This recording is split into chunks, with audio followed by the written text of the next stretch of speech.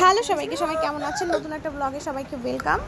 আজকে দুপুরের সিম্পল রান্নাবান্না ছিল, তার মধ্যে যে স্পেশাল জিনিসটা ছিল সেটা হচ্ছে আমার বারান্দার বাগানের মিষ্টি আলু শাকের বড়া।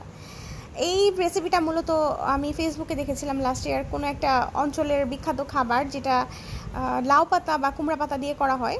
তা আমি লাস্ট ইয়ার এই আমার গাছের এই মিষ্টি আলু শাকের পাতাটা দিয়েই করেছিলাম, খেতে খুব ভালো হয়েছিল। তাই ভাবলাম এটা দিয়েই করি। আর চাইলে তো শাক বাজার থেকে কিনে এনে করা যায়, কিন্তু আমার গাছের আমার নিজের হাতে লাগানো জিনিসের যে স্পেশালিটি আলাদা। আমি না মূলত লগ্ন এটা লাগিয়েছিল।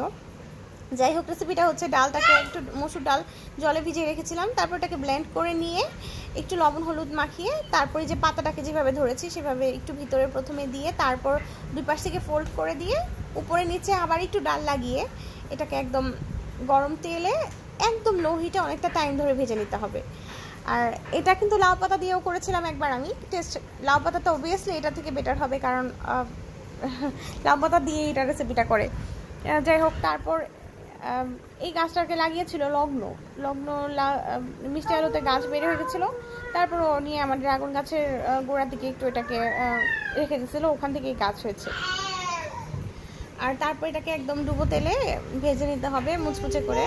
এটা খেতে খুবই ভালো লাগে। আর এটার তো মানে কি বলবো, যেহেতু আমার গাছের জিনিস, এটাতে অমূল্য বলা যায়, মানে এটার তো কোনো আর দামে হিসাব করাই যাবে না, এত বেশি শখের জিনিস আমার এটা।